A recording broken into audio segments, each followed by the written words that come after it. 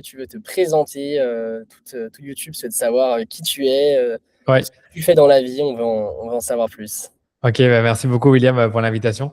Donc moi, ça fait 8 ans que je suis dans la publicité en ligne et j'ai commencé par faire de la pub méta à 24 ans.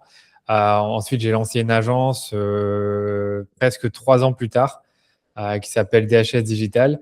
Et en fait, moi, mon positionnement, ça a toujours été expert méta, consultant méta. Parce qu'en fait, après avoir démarré la pub, je me suis lancé en tant que freelance. Et de là m'est venue l'idée de créer une agence. Et du coup, ce que j'aime bien dire maintenant, c'est que sur les 8 dernières années, j'ai un peu tout vu sur Meta parce que quand j'ai commencé, c'était en 2017-2018. C'était vraiment les prémices de la pub Meta en Europe. Parce que je pense que ça avait vraiment commencé en 2014-2015. Donc, t'imagines, c'était il y a très peu, c'était il y a pas longtemps du tout. Et au début, la pub, c'était extrêmement manuel. Donc, tu pouvais un peu tout régler, tout tester, les placements. Tu commençais à avoir les formats vidéo qui explosaient, mais tu n'avais pas les formats stories, les reels, ça n'existait pas. Le placement Instagram, c'était que le début. Donc, imagine un peu, ça a beaucoup évolué. Et ce que j'allais dire, c'est que depuis que j'ai vu l'agence, depuis que j'ai lancé l'agence, pardon, j'ai un peu vu tous les bouleversements qu'il y a pu avoir. Le premier, le plus gros pour moi, ça a été 2021 avec iOS 14. Puis tu as eu tout ce qui concerne l'algorithme qui évolue, qui supprime un peu les audiences, puisque aujourd'hui, il fonctionne majoritairement les audiences larges. Et on a connu, je pense, les 2 dernières années, Andromeda, qui a encore redistribué les cartes et qui fait qu'aujourd'hui, pour moi, les agences méta comme DHS ou peu importe, elles doivent avoir une vision créa totalement intégrée dans leur système, parce que sinon, leur valeur, elle se perd totalement. Et du coup, voilà ce que je peux te dire comme présentation. Et là, aujourd'hui, on est une quinzaine de personnes. On a accompagné plus de 200 annonceurs. J'ai encore vu les chiffres la semaine dernière. Et c'est principalement des e-commerçants. Et ce que je peux te donner aussi comme chiffre que j'aime bien donner, c'est qu'on a généré plus de 100 millions d'euros de ventes via les canaux Meta et Google les 5 dernières années. Donc, ça commence à faire beaucoup. Dans nos annonceurs, on va avoir des marques, on va dire, bien établies, par exemple NutriPure, Bobby's, comme des DNVB en croissance, par exemple Bloom, Flot, ou encore des DNVB qui sont un peu plus, allez, on va dire pas starter, mais tu vois, qui ont dépassé le cap des 500 000 euros de chiffre d'affaires, qui veulent passer à 1 million, puis 2 millions. Et on accompagne aussi ces marques-là quand elles ont les budgets pour. Ouais, tu les accompagnes dès le lancement parce que, en général, quand il y a déjà quelque chose d'établi, c'est peut-être plus simple. Enfin, c'est vraiment de zéro. Plutôt quand ils ont déjà des budgets, tu vois, qui tournent aux alentours entre 5 et 10 000, on se dit que ça peut être un bon avatar client pour qui on peut apporter de la valeur parce qu'il y a du budget, il y a un product market fit, il y a déjà potentiellement des campagnes qui fonctionnent. Et là, en fait, ce que veut l'annonceur, c'est être plus rentable, accélérer et il peut se donner les moyens pour, même si ça peut être serré niveau budget au début. Donc, on les accompagne encore, mais c'est vrai que ça va vraiment dépendre, je te dirais, des marches. Plus les marges sont serrées, plus je me dis, je ne suis pas sûr que ça fait sens pour eux d'avoir une agence. Enfin, je te donne un exemple.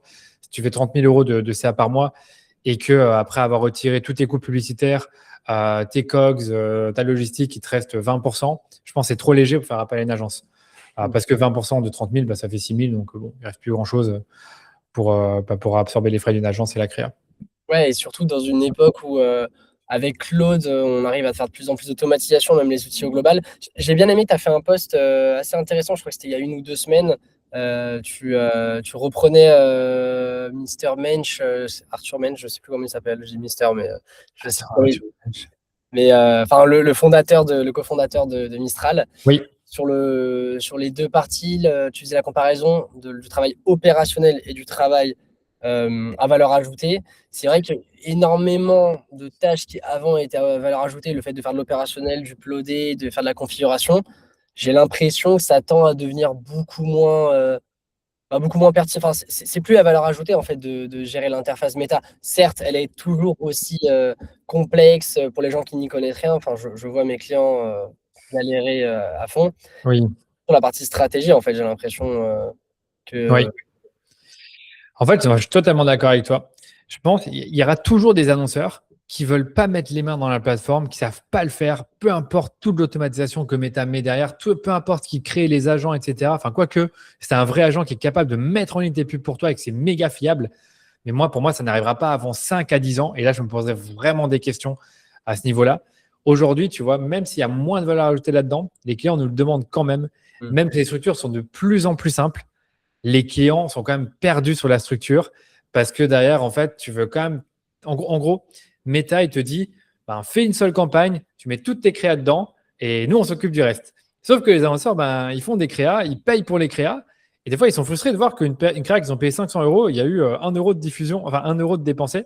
Donc, ils vont dire mais comment est-ce qu'on fait à dépenser sur cette créa-là? Et donc là, on va dire il faut faire une campagne de test, il faut organiser la campagne en EBO, il faut faire des adsets spécifiques par concept. Ensuite, il faut piloter les assets pour voir ceux qui fonctionnent, ceux qui ne fonctionnent pas. Il faut piloter les créas pour voir celles qui fonctionnent, celles qui ne fonctionnent pas. Même si on dit toujours oui, si une créa fonctionne, c'est que, enfin, si une créa dépense, c'est que l'algorithme considère qu'elle est bonne. Et bon, moi, je suis un annonceur. Quand je vois qu'une créa a dépensé 500 euros, qu'elle a fait 2 achats, que les achats me coûtent 250 euros et que oui, elle a un bon crate, elle a un bon CTR, je me pose la question de la garder. Et donc, ce que je veux dire, c'est que tu vois, tout ce travail opérationnel, bah, mine de rien, il faut que quelqu'un le fasse. Donc, nous, on le fait encore beaucoup. Sauf que c'est vrai qu'on est assisté par des outils. Tu vois, on va utiliser des outils comme Claude, comme tu disais, pour sortir la donnée, l'analyser. On lui donne des règles pour voir comment lui, il aurait, quel créa il aurait coupé, quel créa il aurait gardé. Donc, ça marche déjà plutôt bien. Ça nous permet également de sortir des rapports. Et on a également un autre outil qu'on aime bien actuellement qui s'appelle AdManage, dans lequel tu peux lancer des créas directement via cette plateforme-là. Et plutôt que de te prendre 1 heure pour lancer 20 créas, ça t'en prend 5 minutes, puisque tu uploads directement un fichier Drive, un dossier Drive avec tous les fichiers dedans et des copies. Donc, tu vois, ce que je veux dire, c'est que le travail opérationnel, il faut encore le faire, ça prend moins de temps. Et la bonne nouvelle, c'est que tous les annonceurs n'ont pas encore ces outils-là, ces frameworks, et donc ça nous donne encore de la valeur. Mais dans 5 ans, je pose vraiment des questions de à quel point on va avoir des agents qui seront capables de le faire en toute autonomie. Ça, c'est chaud. Ouais, parce que moi, j'ai un peu le credo quand j'explique pourquoi un client passe par nous. Pour moi, il délègue soit pour gagner du temps, parce qu'en fait, il a un temps limité dans sa journée et à un moment, il faut juste gagner du temps. Soit il vient chercher de l'expertise, parce que si tout se passe bien, une agence ads est censée être meilleure que le client final dont le métier n'est pas de faire des ads. C'est assez trivial. Mais voilà, soit il délègue de la responsabilité. Je pense notamment, par exemple, tu vois, sur les marchés publics, tu vas être avec des responsables, des chargés publicitaires ou des gens très opérationnels qui seraient censés être en mesure de gérer les ads, mais ils ne veulent pas avoir la responsabilité d'une campagne qui se passerait mal et donc ils payent pour transmettre la responsabilité. Ouais, c'est vrai, tu n'as pas tort. C'est vrai qu'on a des structures où ils ont 3 directeurs marketing, 2 responsables e-commerce, un traffic manager, mais pourtant ils délèguent les campagnes. Ouais, et ils passent plus de temps enfin, ils auraient eu le temps de faire le travail opérationnel, mais ils préfèrent checker. C'est pas faux. Non, c'est pas faux. Ça, ouais. Donc, non, c'est très clair. Et du coup, essentiellement e-commerce, pas de lead gen. C'est pas du tout votre cam, la lead gen, c'est vraiment. Alors, nous, on se focalise vraiment sur l'e-commerce parce que je pense que c'est là où on a le plus de use case, mais on a 2-3 lead gen avec qui ça se passe bien, qui ont des gros budgets. Et donc, ça se passe bien. Je ne te dirais pas qu'on est les meilleurs de ça parce qu'on ne se revendique pas comme étant les meilleurs en lead gen, mais on en a quand même quelques-uns. Ouais, des clients historiques avec lesquels ça s'est toujours bien passé. En tout cas, toi, là où tu t'éclates le plus, c'est vraiment triturer de la donnée sur la partie e-commerce, créer une marque, la développer et la pousser sur la croissance. Oui. Ouais, c'est pas justement carrément les personnes de l'équipe, quand je leur propose des projets lead gen, ils sont toujours un peu moins chauds, je te cache pas. Après, il y en a un qu'on a rentré il y a 2 mois qui disait je le connais, je veux bosser pour lui. Mais c'est vrai que les e-commerce, ça j'aime bien cette marque-là, les produits sont beaux, je les consomme déjà. Donc évidemment, ça donne envie de gérer la marque. Ouais, forcément. Forcément, et surtout que, ce qui est génial sur la partie e-commerce, je reviens sur ça avec l'écosystème Claude, il y a tellement d'indicateurs, je pense notamment à Meta, la durée de vue des vidéos, il y a tellement d'indicateurs que des fois on n'a pas le temps de tout prendre en compte. C'est vraiment la puissance de Claude de pouvoir aller chercher des tableaux croisés dynamiques, voir des corrélations qu'on n'avait juste pas le temps de voir avant. Ça, si tu kiffes la data, c'est trop bien, quoi. Oui, non, moi j'aime bien, c'est toutes les corrélations qu'il est capable de faire. Par contre, ce que je dis tout le temps en ce moment, c'est qu'il a un biais de confirmation, c'est insupportable. C'est que effectivement, tu mets dans les frameworks comment interpréter les datas, comment ensuite en tirer des conclusions en fonction de son interprétation. Et dès qu'il trouve une corrélation, directement, il va se dire c'est à cause de ça. Par exemple, on a un skill d'analyse de la saturation. Et en gros, ça va mesurer le net new reach avec différentes formules. Et dès qu'il va voir le net new reach un peu baisser pendant 1 ou 2 mois, il va tout de suite dire ah oui, c'est saturé, on tourne en rond. Et il ne va pas trop aller plus loin dans son diagnostic. Donc, je trouve qu'en gros, parfois, il lui manque vraiment de la finesse. Et c'est ce que je dis toujours maintenant à l'équipe. Je dis en fait, la finesse, l'expérience, l'expertise, le goût, le jugement, on ne pourra jamais vous le retirer. Même s'il y a tous les IA même si les IA deviennent de plus en plus intelligentes, j'ai vraiment peur qu'elles vont toujours avoir ce côté un peu biais de confirmation et parfois s'emballer trop vite sur base d'une seule data ou un seul diagnostic. Et donc, moi, je pense que c'est plus intelligent de lui demander plein de diagnostics et Ouais. après, toi-même, voir en fonction des diagnostics que tu vas demander précisément, ben, c'est quoi la bonne interprétation. Parce que pour ça, je trouve que c'est toujours un peu décevant. Alors moi, parfois, ça m'arrive de faire un diagnostic avec Claude parce que je veux un diagnostic rapide à remettre et après, ou à présenter ou à mettre en avant. Mais quand je creusais en profondeur, sincèrement, là, c'est plutôt, je demande précisément ce que je veux et après, je fais mes interprétations. Ouais, c'est laisser l'outil, le rôle d'outil et pas, comme on dit, enfin, l'IA, c'est un bon esclave, un très mauvais maître. En général, C'est vrai, non, c'est vrai. c'est vraiment ça. Enfin, je le vois, ce côté un peu extrême de faut tout reprendre. Quand je lui donne des campagnes, en général, sa conclusion, c'est qu'il faut tout reprendre de zéro. Ah, ok, ouais, ouais, c'est C'est- intéressant.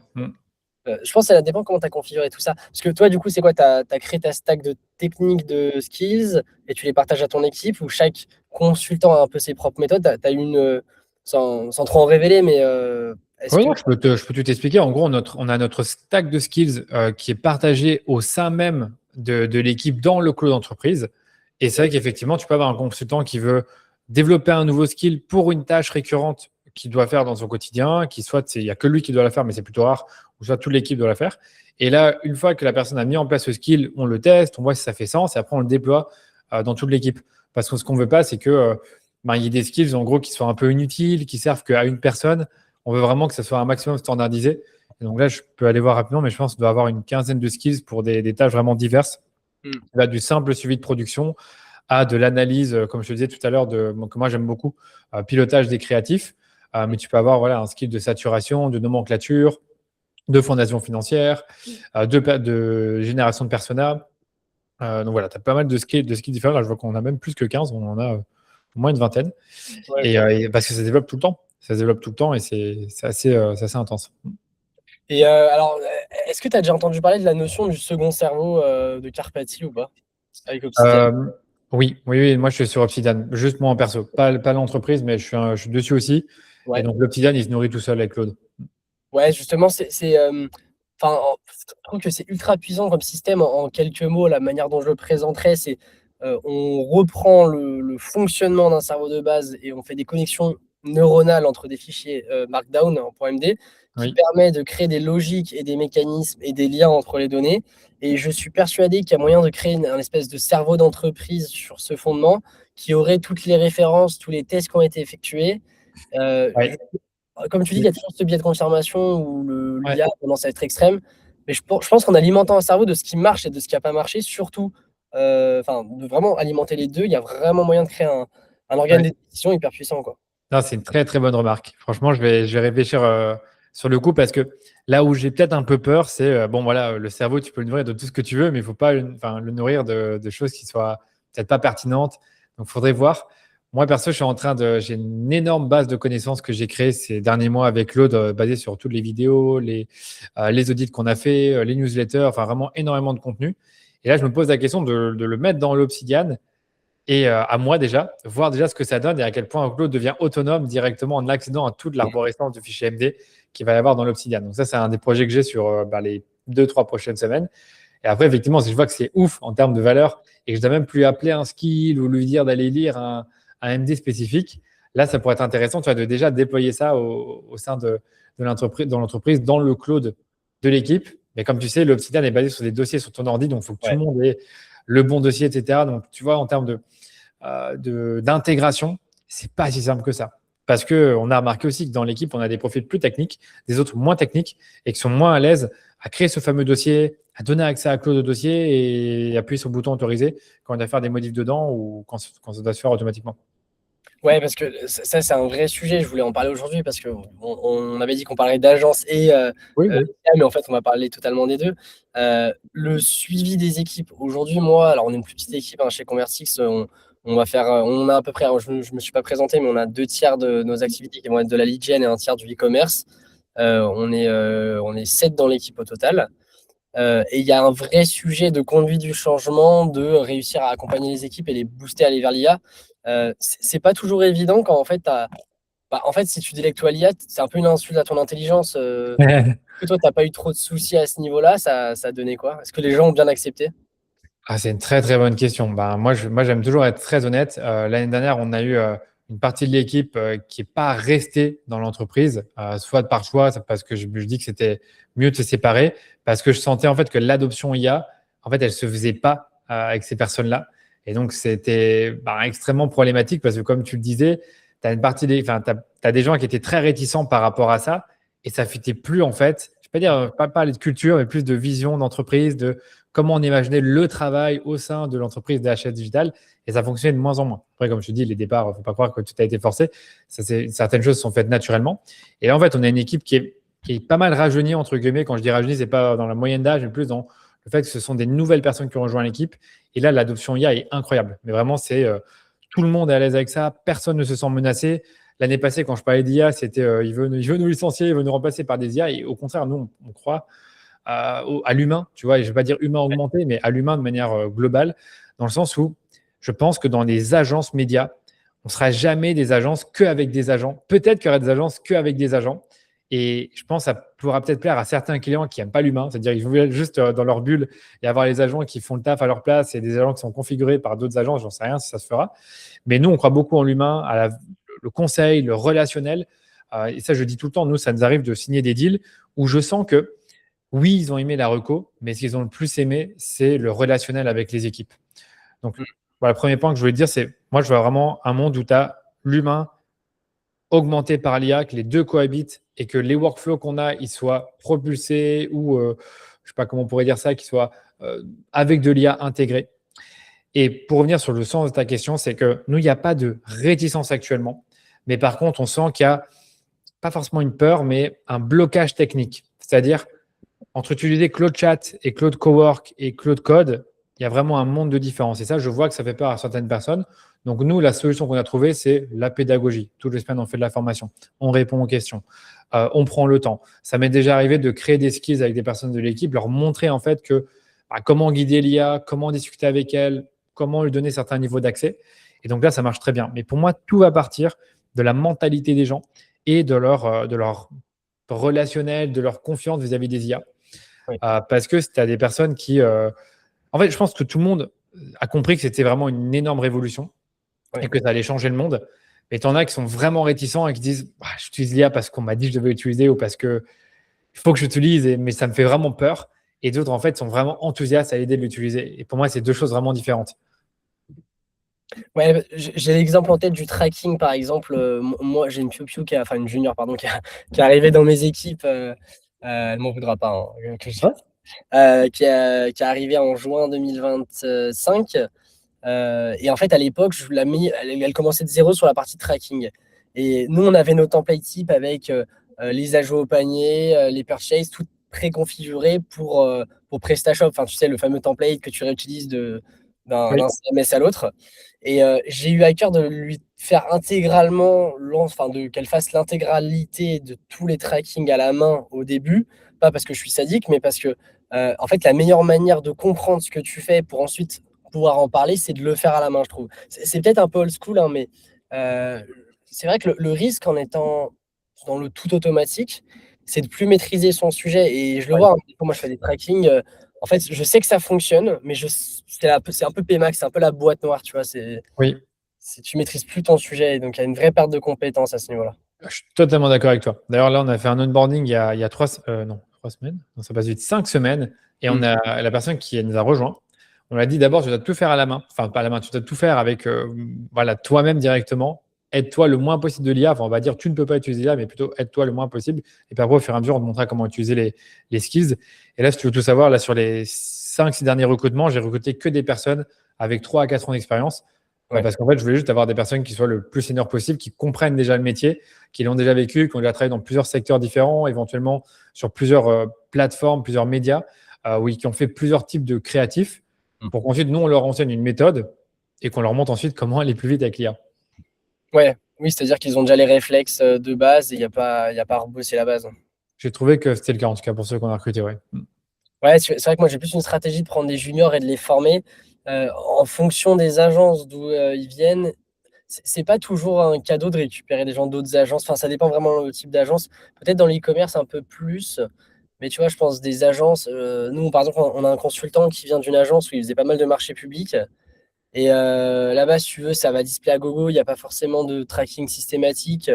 Ils prennent rendez-vous avec des conseillers de chez Google pour faire avancer les campagnes. Enfin, c'est assez catastrophique. Euh, sur la partie staffing des équipes, en fait, tu as plein de candidats, mais les bons candidats, c'est toujours dur à trouver, en fait. Donc, c'est pour ça que je préfère les juniors et les former moi-même, mais c'est peut-être une lacune hein, sur mon modèle. Hein. Non, non. Après, au début, il faut faire comme tu souhaites. Mais c'est vrai que je trouve que. Alors, moi, je l'ai fait beaucoup aussi au début parce que, comme tu sais, les juniors, ça coûte moins cher. Mais Ouais. ça prend, je trouve, beaucoup de temps de les former. Et parfois, ça marche pas. Donc, c'est ça qui me fait toujours un peu peur. Et maintenant, moi j'ai je vois vraiment le modèle en me disant, je veux que des seniors. Et je suis prêt à payer plus pour ça. En fait, c'est plus pratique de reprendre des seniors dans les équipes parce qu'ils ont des process, ils ont une vision. Nous, tu vois, je pense que le secret Convertix, c'est qu'on a un peu un tunnel de formation Voilà. assez bien fait. On récupère un junior qui n'a pas vraiment d'idée, qui a pas d'idée du métier, qui a des réflexes, que c'est comment fonctionne le marketing dans ses fondamentaux, mais comment dire, il n'a pas pris des mauvaises habitudes et on a l'occasion de lui transmettre toute la connaissance. Et le sujet, c'est entre le jour où il arrive et le jour où il est capable d'être en pleine performance de production, combien de temps va se passer. C'est un sujet de rentabilité, mais et en fait, c'est tout ce temps. Parce que je trouve que tu as des seniors qui sont seniors, mais derrière, c'est pas forcément les bons réflexes qu'ils ont. C'est vrai. 8 ans d'expérience peut des fois ne rien vouloir dire dans le métier. Oui. Malheureusement. C'est vrai que, alors, peut-être reprendre les définitions. Pour moi, junior, c'est, je dirais, moins de 2 ans d'expérience. Et senior, je dirais, c'est au moins 3 ans d'expérience. Mais après, chacun a sa définition. Mais c'est vrai que là, ce que j'ai recruté, effectivement, c'est plus entre 3 et 5 ans d'expérience. Donc, certains diront des médiors entre les deux. Donc, c'est des personnes qui ont, voilà, ils ont déjà travaillé en agence. Ils savent que c'est parfois la pression que les clients peuvent donner. Alors, ça, je ne t'ai pas expliqué aussi, mais vraiment, je privilégie un maximum les profils qui ont déjà travaillé en agence parce qu'au moins, ils savent ce que c'est. Ça n'empêche pas qu'on ait une deux personnes qui n'ont pas forcément travaillé en agence avant et ça s'est très bien passé. Mais c'est vrai qu'on privilégie plutôt ces profils-là. Et je suis d'accord avec toi que le parcours de formation doit être extrêmement comment dire, carré, bien fait, semaine après semaine. Donc, je pense que pour un junior, il doit être encore plus complet. Et comme tu dis également, le temps entre le moment où la personne rentre et elle est totalement opérationnelle, tu dois le réduire le plus possible sans pour autant que la formation aille trop vite. Et ça, aujourd'hui, comme ça fait longtemps, on va dire, que j'ai pu recruter de purs juniors, je ne sais pas aujourd'hui si on devait recruter un junior, combien de temps ça prendrait avant que la personne soit opérationnelle. Ce que je peux te dire, c'est que moi, pour un senior, meilleur senior, après un mois et demi, je considère qu'il peut déjà prendre des comptes en autonomie. Après, évidemment, avoir un feedback de notre part, mais tu vois à quel point ça peut aller vite. Ouais, parce que vous avez vos propres soucis. Après, il y a se familiariser avec l'environnement DHS ou Convertix de notre côté. Mais on va dire, les fondamentaux sont quand même censés rester un peu les mêmes. Oui. Euh, et du coup, demain, si on a une personne qui nous écoute, qui est junior, je sais pas, quelqu'un qui finit une alternance, qui veut se lancer dans le métier de média buyer junior, alors déjà, trouver un premier poste, ça va être le premier challenge, hein, peut-être plus chez nous du coup que chez toi. Tu penses que ce serait quoi le bon junior aujourd'hui, le bon média buyer junior qui se lance sur le marché? Ce serait quoi les Ouais. compétences clés à avoir qui n'étaient pas forcément le cas hier? Ouais, pour moi, on en parle toujours en interne. En ce moment, on dit que les personnes, enfin, toutes les personnes qu'on a recrutées récemment, leur point en commun, c'est qu'ils sont tous extrêmement curieux, passionnés. Donc, pour moi, la curiosité, c'est extrêmement important. L'agilité, ça l'est extrêmement aussi. Et je pense qu'il y a des compétences un peu clés, mais ça, c'est peut-être juste moi, au niveau perso. C'est de la communication, de la rigueur, le fait, comme je te disais, d'être agile, de se réadapter facilement à des situations qui sont vraiment changeantes parce qu'on est dans un monde changeant. Donc pour moi, quand tu as ça en tant que junior, c'est déjà beaucoup. Et si tu as un peu la couche, la petite comment dire, couche un peu technique, c'est-à-dire tu n'as pas peur de jouer avec des outils qui sont un peu nouveaux pour toi, tu n'as pas peur de tester, de te faire assister par l'IA, je trouve que c'est mieux que quelqu'un qui va toujours te dire comment faire. En gros, moi, j'aime bien quelqu'un qui trouve des solutions par lui-même, même s'il fait des erreurs, même si ça prend un peu de temps avant de trouver la bonne formule. Et je dirais un autre point, c'est que là, j'ai discuté avec quelqu'un justement hier pour un poste de creative designer. Et en fait, on était déjà bien avancé dans le recrutement. Et j'ai discuté avec elle pour lui dire, écoute, je sais qu'actuellement, tu travailles déjà dans une entreprise qui est plutôt pas mal, qui a une bonne réputation. J'ai déjà vu certaines de tes créas et je veux juste prendre l'appel pour voir un peu où est-ce que tu en es, sachant que j'ai entendu que tu faisais également du freelancing. Et en fait, ce que la personne me disait, c'est que elle est dans son entreprise, Son taf lui plaît, mais c'est un taf qui est peut-être un peu généraliste, qui n'est pas juste centré sur l'ADS, alors que la personne est passionnée par de l'ADS. Et ce qu'elle me disait, c'est qu'actuellement, ce qu'elle faisait, c'est qu'elle développait un maximum son réseau pour à la fois connaître des annonceurs, des agences, qu'elle développait déjà sa marque personnelle. Donc ça, c'est peut-être un bon point pour les juniors, c'est de développer sa marque personnelle en postant du contenu, en ayant son portfolio à jour. Et surtout, elle propose ses services en tant que freelance à des entreprises. Et ça, je trouve aussi qu'en tant que junior, si tu as cette capacité à déjà te faire ton statut d'auto-entrepreneur pour proposer tes services en tant que freelance sans penser que c'est mal, sans penser que ça fait pas sens alors qu'on a un diplôme et qu'on devrait directement avoir un CDI, je trouve que c'est aussi une bonne mentalité parce que en fait, tu es capable de te dire avant même d'avoir un boulot ou avant même d'avoir terminé mes études, je suis déjà en train de proposer mes services à des entreprises et à engranger de l'expérience. Chose que tu as toujours un peu plus difficilement sans faire des alternances ou en étant toujours en cours. Ouais, mais de toute façon, aujourd'hui, j'ai l'impression que sur le marché de l'emploi, si tu te lancer dans le marché en finançant tes études et en ayant zéro alternance et apprentissage, ça existe plus du tout. Je veux dire, tu as forcément fait des stages en France. C'est ça, en France. Mais moi, par exemple, je suis belge et j'avais fait que 3 mois de stage et ça a été une galère énorme pour trouver un emploi quand j'ai terminé. Donc, moi, j'ai terminé à 23 ans. J'ai trouvé un emploi, je pense, 8 mois plus tard, qui était rémunéré moins que le SMIC. Donc, c'était un contrat d'insertion professionnelle. Donc, c'est un type de contrat qui existe en Belgique pour les jeunes qui veulent apprendre une compétence. Et c'est comme ça que j'ai appris la publicité. Mais ce que je veux te dire, c'est que j'avais un diplôme, j'avais un bac plus 5, comme vous dites. Moi, j'avais un master bac plus 5 et je ne trouvais pas d'emploi. Et c'était frustrant. Et alors, c'était il y a 8 ans. Tu dis? Non, excuse-moi, je t'ai coupé, mais il y a déjà 8 ans. Ouais, 8-9 ans, oui. Ok. Et donc, ce que je veux dire, c'est que c'était frustrant. Je me disais, j'ai un master et je trouve pas d'emploi, c'est pas normal. Mais imagine maintenant. Imagine maintenant. Maintenant, tu as une IA qui fait. Enfin, tu as des IA, pardon, pas une, des IA qui sont capables de faire bien mieux. Je suis désolé, mais le travail d'un junior qui démarre, qui connaît rien à la publicité. Aujourd'hui, je peux déléguer mon travail de creative stratégie à une IA. Ce sera mieux qu'un junior qui ne sait pas le faire. Et moi, je vais juste payer des tokens. Je ne dis pas que c'est ce que je veux faire. Je dis juste que c'est le monde dans lequel on est. Et donc, moi, je suis quelqu'un qui sort de l'école. C'est certain que si je ne maîtrise pas un peu ces outils, si je ne m'intéresse pas un peu à l'industrie dans laquelle je suis, donc je ne fais pas un peu de freelancing à côté ou que je n'ai pas fait 15 alternances avant, c'est certain que les chances sont contre moi. Ouais, non, mais c'est certain.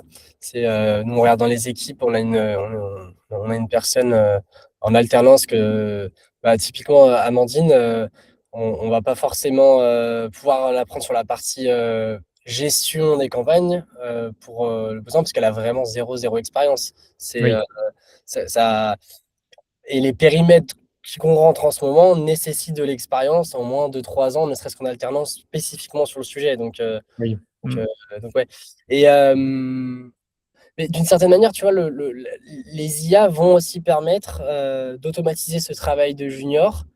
Et demain, tu vas avoir un senior qui, auparavant, aurait pu avoir 5 stagiaires ou 5 juniors pour faire vraiment la partie opérationnelle, qui va justement pouvoir déléguer ça intégralement.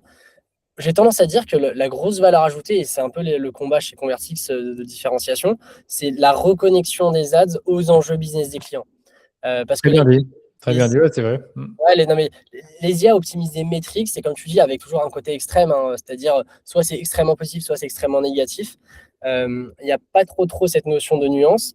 Et en fait, on peut maximiser les listes à fond, mais si les listes derrière n'apportent pas de business ou les business ne vont pas dans le sens du client, c'est pas C'est forcément vrai.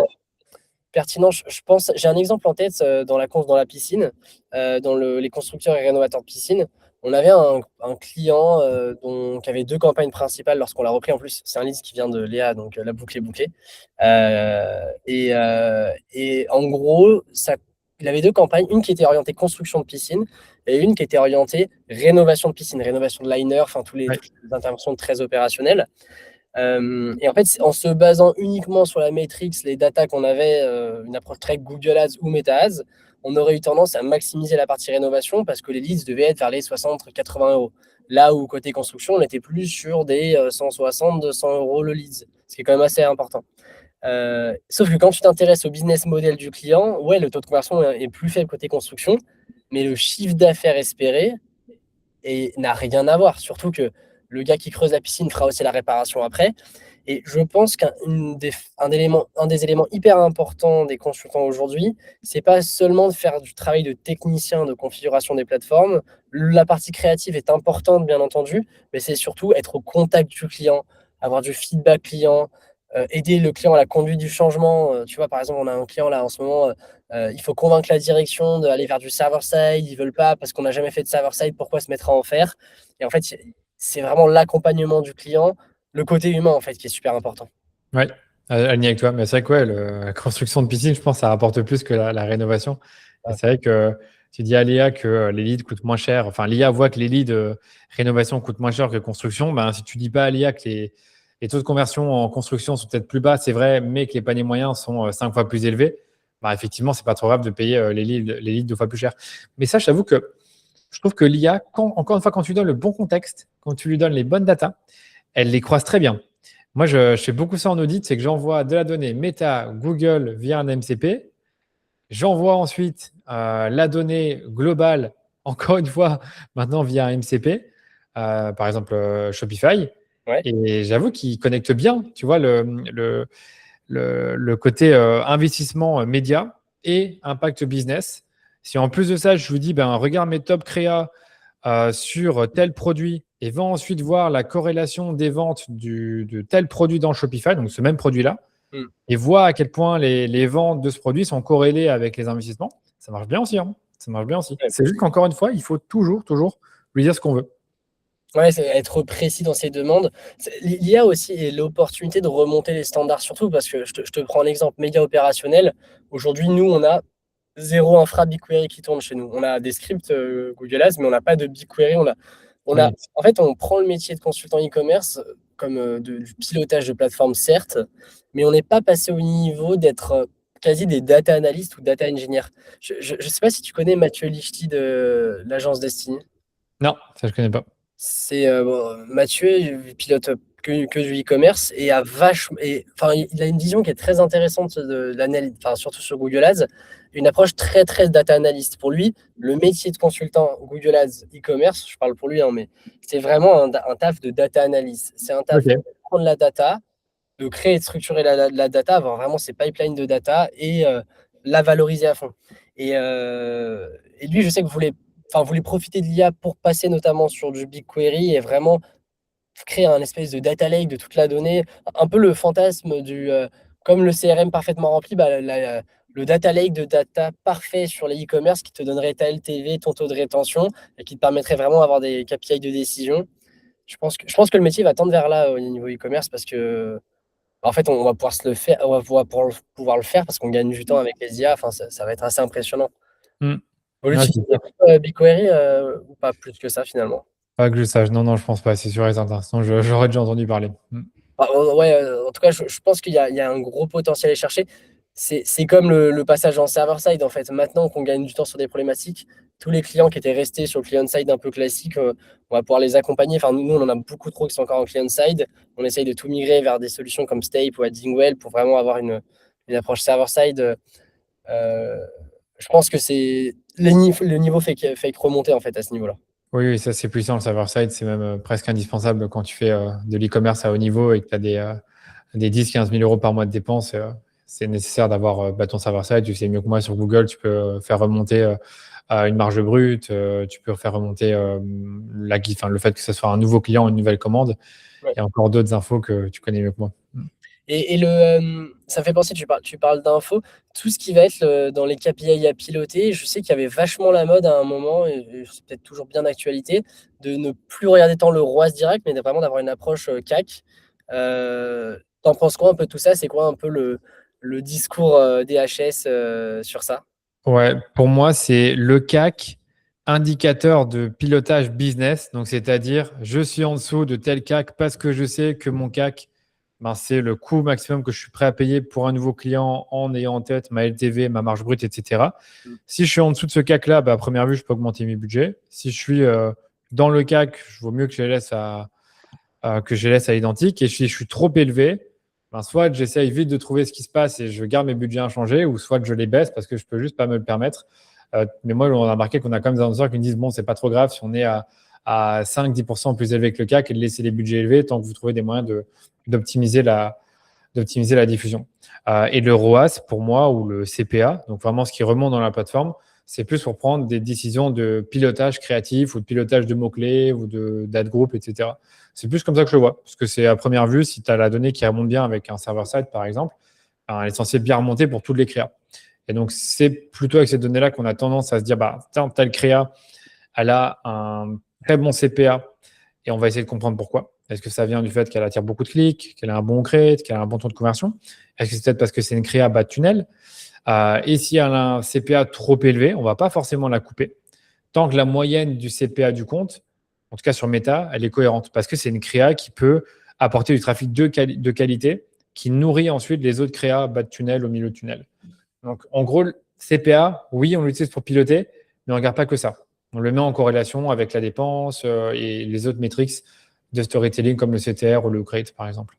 Donc, c'est-à-dire que si tu as, par exemple, une target de CAC à 80 euros, si tu as un ensemble publicitaire ou du moins une créa qui, avec un échantillon représentatif, va avoir 120 de CAC, tu vas potentiellement quand même la conserver. Oui, En fait, elle te tire la moyenne vers le haut, mais du moment où la moyenne globale est OK, tu la conserves quand même. c'est ça. Après, il y a toujours des exceptions, mais c'est vrai que comme tu as très bien dit, si tu as un ensemble de pubs avec un concept particulier que tu testes, par exemple un UGC éducatif type problème-solution, et Ouais. que cet UGC, effectivement, toi tu faisais CAC, moi je dirais plutôt CPA, moi je regarde vraiment le coût par achat qui remonte dans la plateforme à 120 euros et que ma cible de CAC, c'est 80 euros.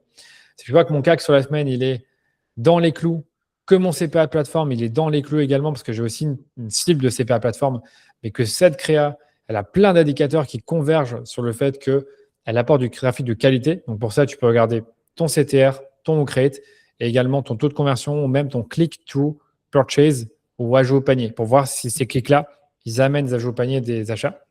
Et de là, tu peux te dire, bah, en fait, ouais, 120 euros, effectivement, c'est peut-être un peu cher, mais derrière, c'est du trafic qui, d'après ce que me dit mon tracking Meta, ben, génère de l'intention d'achat. OK. Ouais, ouais, tout dépend aussi si tu as des enjeux de volume ou de rentabilité sur ton compte, Oui, hein. c'est vrai. Euh, non, c'est intéressant parce que peut-être que on avait vachement enfin des règles de chiffres de si ça dépasse 20% de la target, on coupe on coupe l'ad, enfin des règles beaucoup plus strictes. Ouais, Finalement, la manière de réfléchir d'un Claude qui va dire bah tiens, mon CAC moyen est à 80 euros, donc si ça dépasse 80 fois 1,2, eh ben, je coupe, sinon je maintiens. Une approche très algorithme qui aurait tendance à perdre un peu le bon sens. ouais. Parce que dans ton acquisition, tu comptes tes budgets de notoriété ou tu sépares vraiment la partie notoriété, conversion, ou tu comptes vraiment ça comme un Ouais, ensemble? non, nous, on le dit de regarder tout le compte, mais vraiment, les 85%, enfin, 90% du temps, c'est des campagnes de conversion. Ouais, Et dans les campagnes de conversion, en fait, on a différents types de créa, des créas tofu, mofu, bofu. ouais. Donc, Claude, on lui dit qu'on a des objectifs de CPA tofu et des objectifs de CPA mofu ou bofu. Enfin, bref, CPA, on va dire bas de tunnel et haut de tunnel. Donc, il va se baser sur ça. Mais comme je l'ai dit, les autres petites règles dont je t'ai parlé tout à l'heure, moi, je les ai renseignées dans un skill à Claude pour qu'il ait un peu plus de finesse dans son analyse plutôt que de dire, comme tu dis, le CPA est à 80,2, tu dois couper la créa, elle est pas bonne. Ouais, non, mais je comprends. Alors, il y a vraiment, vraiment ce sujet d'enseigner finalement à Claude ta manière de fonctionner parce que Oui, je vois la manière dont. Là, j'ai lancé mes équipes hein, sur Claude. Je leur dis pour l'instant d'un peu s'éclater, à toucher un peu à tout et voir ce qu'ils arrivent à aller tirer. Et ils ont vachement ce côté analyse-moi tel compte Google Ads, voici le lien, et sans forcément faire un prompt complet, sans forcément croiser des skills. Sans forcément prendre en compte aussi le contexte du compte. Parce que nous, tu vois, chez Convertix, on a vraiment un tableau de suivi des tests avec tout ce qui a été testé. En rouge, si ça n'a pas marché, en vert, si ça a fonctionné, en orange, si c'est en test, et en violet, si c'est en stand-by. Et en oui, fait, terrible. l'historique de ce qui a été fait, enfin, en fait, il faudrait un fichier contexte de projet dès le début. Il faudrait limite avoir un projet par client, tout un fichier contexte, et ce soit vraiment les choses à Je suis d'accord transmettre. avec toi. Non, non, il faut ça. Il faut dans le cowork, il faut un projet par client pour moi. Il faut un projet par client exactement comme tu as dit, Ouais, parce que avec tout le contexte et les règles. ils bossent en cowork. Tu parlais du côté code, chat et cowork. Toi, tes équipes, elles sont sur cowork aussi. Pas encore. Elles sont sur le côté chat. Plutôt le chat avec les skills, ouais. Mais ouais, c'est vrai que c'est un gros, gros sujet. Est-ce qu'on met tout le monde sur Cowork? C'est pas si simple. C'est pas si simple. Ouais, parce que moi, tu vois, je les ai fait tous démarrer sur Cowork direct. Et alors, je pense qu'on utilise beaucoup Cowork comme un chat, ce qui n'est pas Oui, forcément top. Qu'est-ce qui fait qu'il y a de la conduite du champ? Enfin, que ça n'a pas fait le switch direct. Ils ont commencé sur chat et du coup. oui, c'est ça. Et puis je pense qu'il y a la barrière technique, il y a le fait que voilà, les skills sont déjà là. On a toujours fait des projets cloud, etc. Ouais. C'est un bon point. Alors, il y a la sécurité, je pense, ça joue aussi, honnêtement. Oui. Il faut faire attention. Donc, honnêtement, on se pose la question. On se pose la question, on est en train de regarder parce que je pense aussi que Cloud Cowork, c'est peut-être le plus simple et que chaque salarié ait son cowork avec son abonnement Cloud à l'abonnement Cloud Max pour être sûr que tu as suffisamment de tokens. C'est une réflexion. Mais en fait, je te dirais que quand on aura la bonne architecture de projet par client, là, on pourra dire, OK, les gars, c'est bon, vous pouvez aller sur le cowork. Voilà comment le setup, le configurer, et puis on est bon. Mais franchement, il faut faire attention à ce qu'on fait, je pense, honnêtement. Donc là, avec les skills, ça marche bien, c'est déjà pas mal. Ça consomme déjà pas mal de tokens. Ouais. Et d'ailleurs, je ne sais pas si tu sais, mais Cowork, je pense qu'il consomme plus de tokens que le chat. Par Ouais, contre, Cloud Code en consomme beaucoup moins. Et donc là, on peut aussi se poser la question de faire des choses sur Cloud Code. parce que tu vois, moi, j'ai pas encore fait mes process Claude, hein. Aujourd'hui, c'est vraiment au jour le jour. On a déjà fait récemment, alors on était sur ChatGPT au tout début, on est passé sur Gemini pour être en 100% écosystème Google. L'idée, c'était surtout de reconnecter tous les mails des clients, avoir 100% du contexte à chaque instant actualisé. Et là, on est vraiment plus parti pour faire une migration vers Claude, sachant que ça fait que 2 mois qu'on était passé sur Gemini. Enfin, ça fait déjà, ça fait beaucoup de changements, donc il faut que les équipes suivent. Là, tu vois, là, mais c'est pas processisé côté Claude. Là, c'est un peu le Far West. Il va falloir qu'on mette des règles. Oui. Et quelqu'un qui rejoint mes équipes en lundi, ce lundi, là, lundi 22, on est le 16 au moment où on tourne. Donc, la vidéo sera déjà sortie, j'imagine, d'ici là. Ouais. Je ne sais pas si Justin qui rejoint mes équipes, je l'onboard sur Claude Code ou Claude Cowork. Parce que c'est un vrai cadeau de se mettre sur Claude Code en termes de perf. Tu as les connexions API qui sont beaucoup mieux faites. Mais il faut s'accrocher, quoi.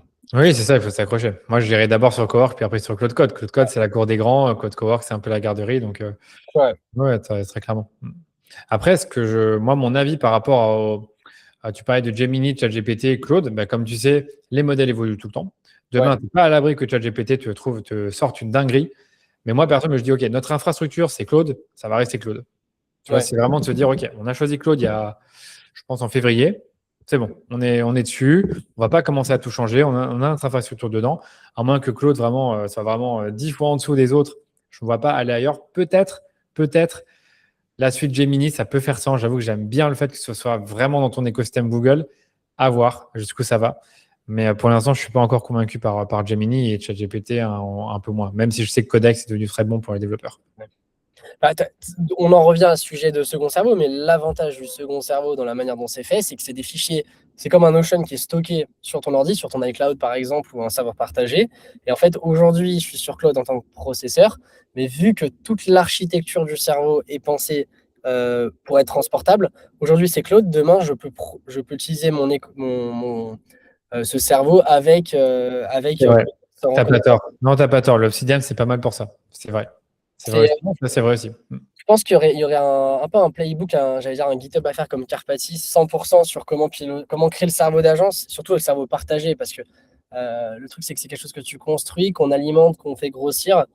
Je pense qu'il y a des vraies pratiques qui vont arriver, et on Oui. parle des métiers qui vont disparaître, ça va faire partie justement des métiers qui vont apparaître. C'est architecte de données, data architecte sur l'orchestration des IA, parce que moi, je crée un cerveau, je veux pas forcément que mes équipes, elles modifient dans la même direction, mais d'un autre côté, je veux pouvoir récupérer leur feedback pour l'améliorer et avoir des bonnes pratiques.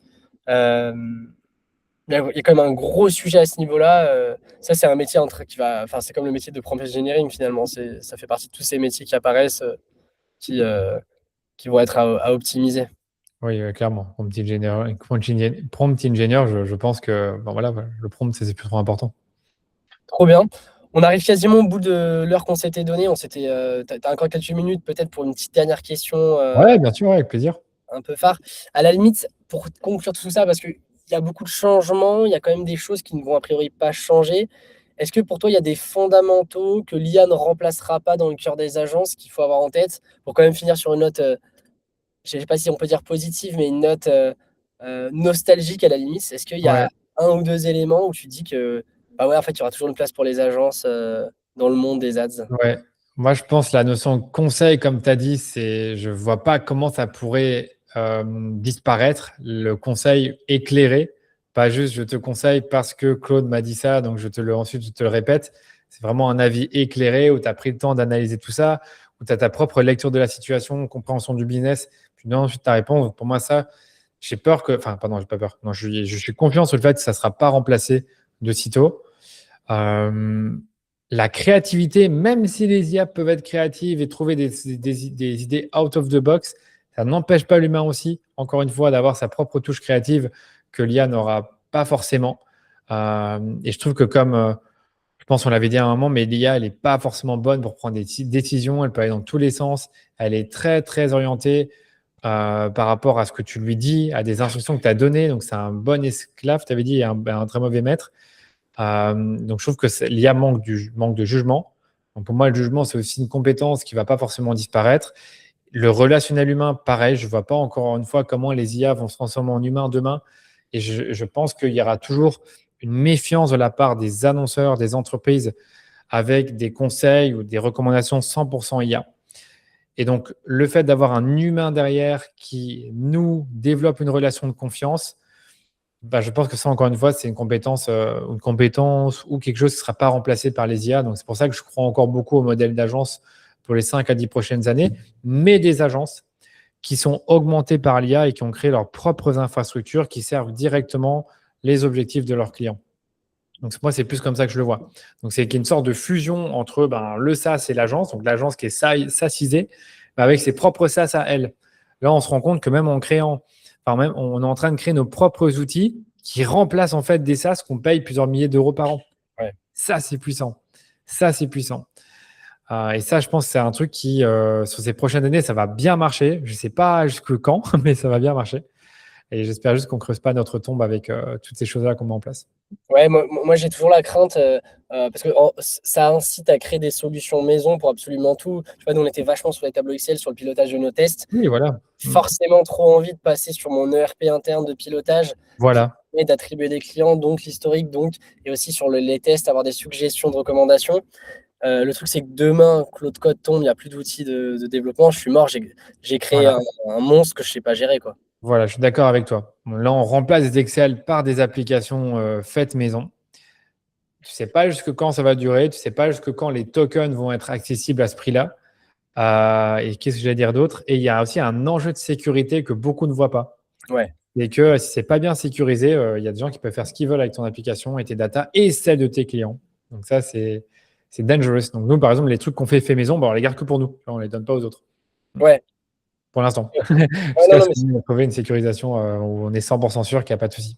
ouais, d'une part aussi à ce niveau-là, mais aussi pour garder aussi votre avantage concurrentiel, on s'en doute. Oui, c'est Euh, vrai, tu as raison. Trop cool, on a abordé plein de sujets. Il y avait encore plein de sujets à aborder, mais bon, toutes les bonnes choses ont une fin. Si les auditeurs ont envie de te contacter, ont envie d'en savoir plus, comment ça se passe, c'est quoi ton appel à l'action, tu fais des audits gratuits, payants, ça marche comment si on veut te retrouver?